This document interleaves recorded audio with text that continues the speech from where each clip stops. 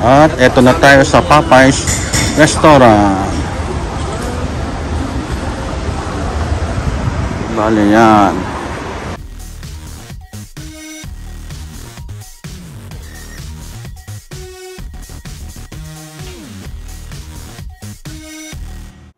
Good morning, Kabsat. Ang araw ngayon ay Wednesday at kaninang 7:30 ay hinatid ko na si Hanalea sa school niya. At ang ganda ng weather ngayon, Kabsat. Bale eto, 21. At ako'y pupunta sa mall dahil alas 12 na ng tanghali para kumain ng tanghalian. At itratry ko yung Popeyes Restaurant, Kabsat. Nandito na ako sa labas ng bahay namin, Kabsat. At naglalakad na ako papuntang mall dahil malapit lang, 15 minutes lang, Kabsat. Saka kaya ako kakain doon dahil mura lang naman ang mga pagkain dito sa Shanghai. Saka mag-isa lang naman ako. Pag mag-isa ka, tinatamad ka magluto eh. Kaya doon na lang ako kakain, Kabsat.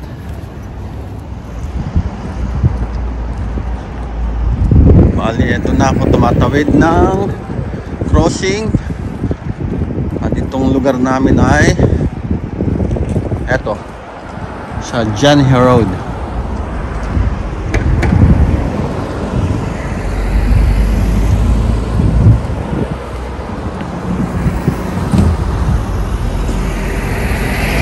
Ganda ng pan ngayon. Weather, Kabsat.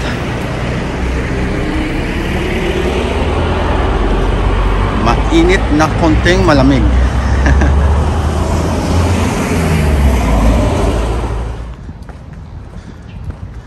Malapit na tayo dyan sa may ilog, Kabsat. At ipakita ko sa inyo yung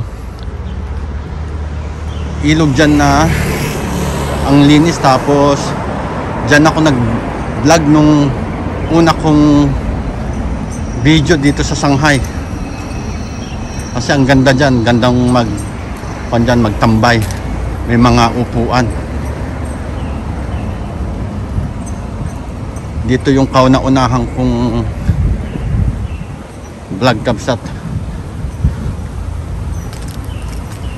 Dito ko ginawa sa ilog na to. Ayan, dito. Bali doon, pumunta ako doon. May mga upuan doon eh. Tara, ipakita ko sa inyo.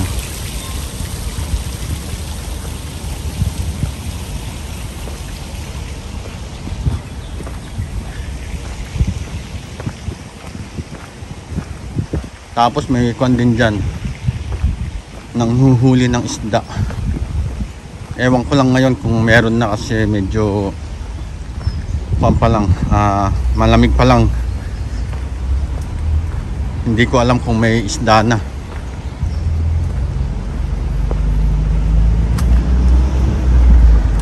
Meron na, Kabsat. Meron nang nanguhuli. Ayun, no?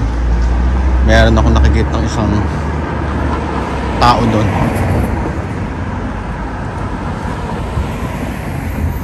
So ibig sabihin kahit malamig pa ang panahon ay may isda na dyan.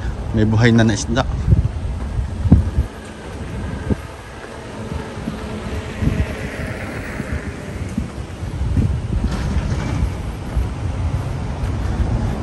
Ayan, Kabsat, dito ko ginawa yung unang video ko sa pagbablog. Kasi ang ganda dito. Tingnan natin kung may nahuli na sangkan isda.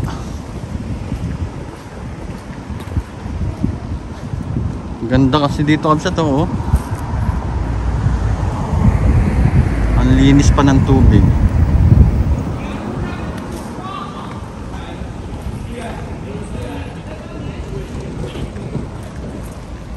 Meron na kaya sa nakuha. Meron ng isda, Kabsat, oh. Meron ng isa. Ayan, oh. Oh. Maliit lang. Galing, ah. Dalawa. May mas maliit pa. Dalawa, yun, oh. Maliit yung isa.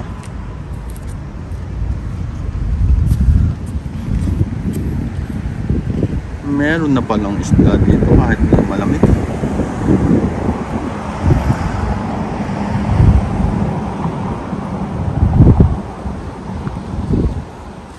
Ito yung nilalagay nilang paing para makahuli, kabsat. Galing. I-try ko nga din manghuli ng isda doon, kabsat. Minsan bili muna ako ng pan ng ko yung panghuli ng isdang ganun. Ano ba pangalan nun? Lorba ang pangalan nun.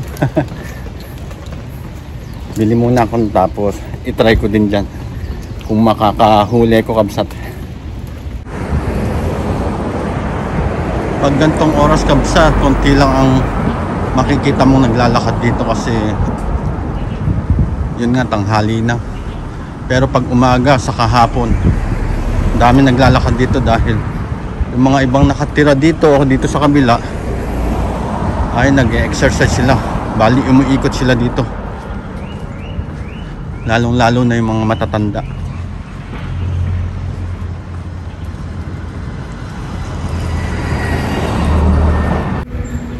At ang isa pang kagandahan dito, kabsat, sa Shanghai, kahit na alauna ka ng madaling araw maglakad dito na nag-iisa, safety ka, kabsat. Walang dito, walang krimen na nagaganap. Hindi kagaya sa atin, nakakatakot maglakad na mag-isa, lalong lalo na pag babae ka tapos may hawak kang cellphone o nagse-cellphone ka. Pero dito wala. Mga pulis nga dito, walang mga baril eh. Hindi kagaya sa atin o sa ibang bansa na may mga baril. Dito wala, kabsat. Grabe, kakatuwa.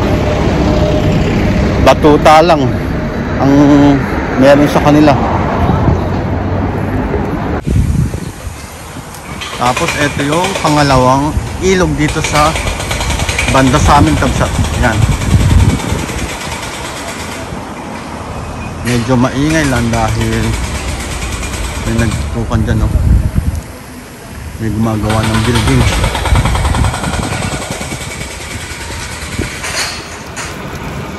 At kaya ako kakain sa Popeyes restaurant, kabsat, kasi gusto kong matikman yung chicken nila, kung ano yung pinagkaiba sa Jollibee. Kasi sa Pinas sikat na sikat yung Popeyes eh. Ito na yung mall, kabsat. Bali, nandito tayo sa likod.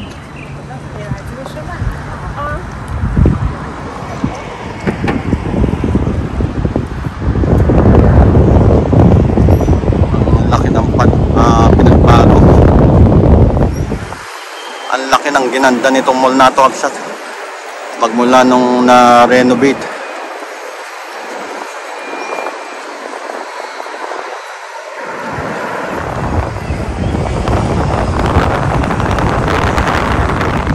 Let's go.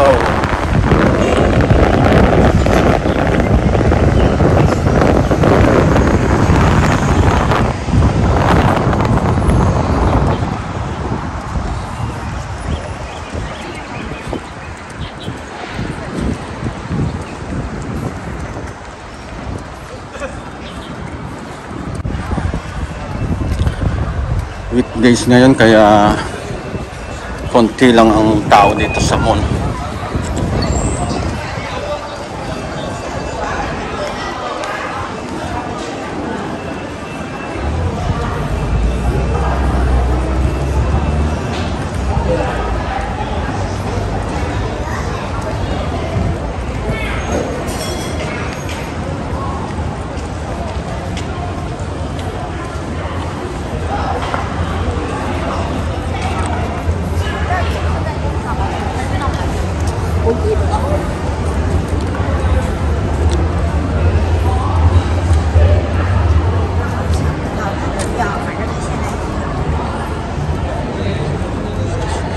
May mga stalls pa dito, kabsat, oh. Dati wala naman yan.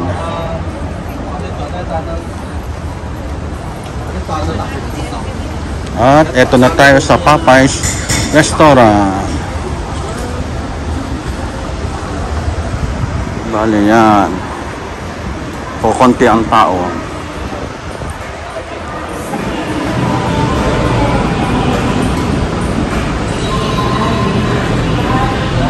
At ito yung mga makakain dito. Yan, ganyan. Chicken burger. Ayun kapsat, naka-order na ako.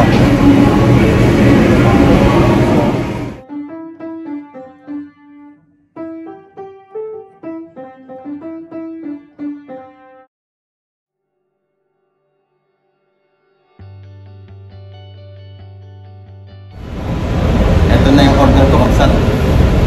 Itong chicken na parang kamay. Saka itong lemonade daw.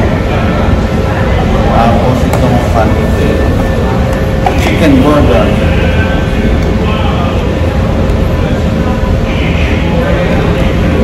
Kain tayo ng tanghalian kapsat.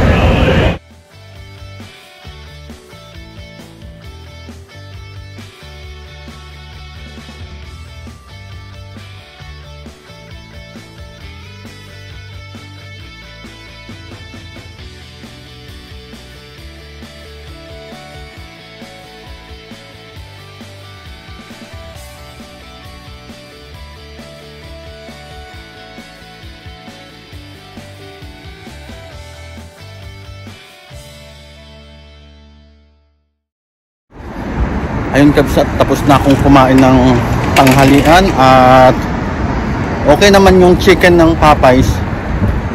Pero parang mas gusto ko yung chicken ng Jollibee. Ewan ko lang dahil siguro nandito tayo sa China. Kaya iba yung lasa. At hindi ko pa natitikman yung Popeyes na chicken sa Pilipinas. Kaya siguro hindi ko sa masyadong nagustuhan. Ngayon naman kapsat tayo, pupunta ako sa palengke para bumili ng talong at magtotortang talong ako para ulam namin mamayang gabi.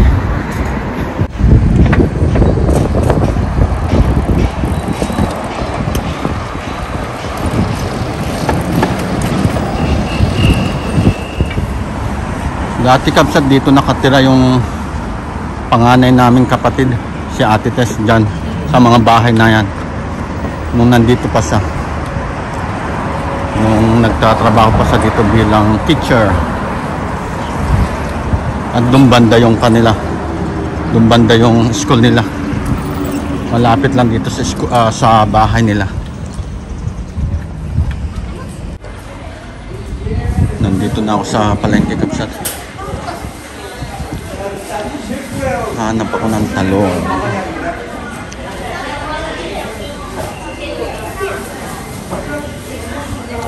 Ganitong klase lang yung talong nila, oh.